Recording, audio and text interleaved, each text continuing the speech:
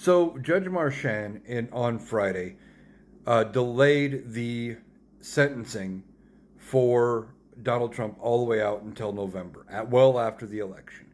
And I'm seeing people in a lot of comment sections saying, well, Judge Marchand should have had a backbone. He should have done this. He should have done that. Judge Marchand did what he had to do. He delayed the sentencing. If he would have gone through with the initial sentencing right after the Supreme Court issued the immunity ruling, he could have been appealed and potentially Donald Trump could have been issued a new trial. So he said, no, I'm going to delay everything. I want to look at this immunity ruling and make sure everything's on the up and up and that we can go forward. Okay? So he does. He says, we're going to go to September and I'm going to give you a ruling on my decision on where the immunity issue hits with this case. And then we'll get to sentencing. Well, in between there, Donald Trump becomes the Republican nominee for president.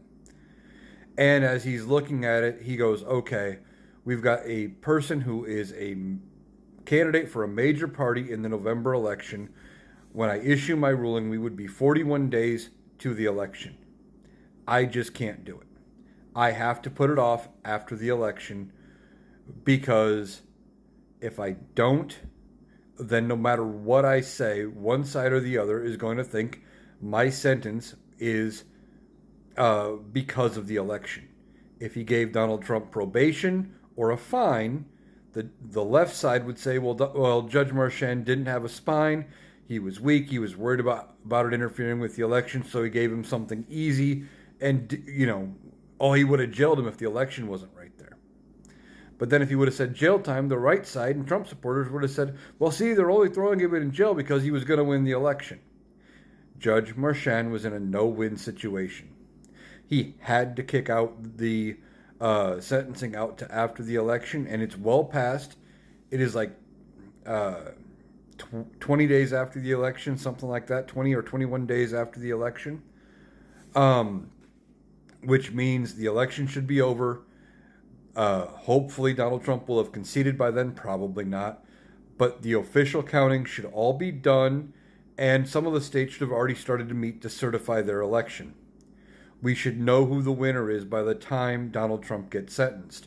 And as I said in my previous video about this, I think that almost guarantees that Judge Marchand is going to sentence Donald Trump to a jail time sentence, and probably a lengthy one, because then Donald Trump will not have the protections of the presidency at that point.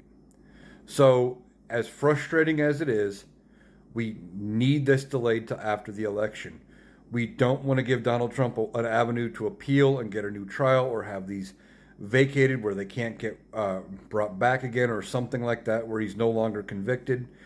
And once he's no longer a candidate, even though he's going to announce, as soon as Kamala Harris is declared the winner, he's probably going to announce his intention to run for 2028.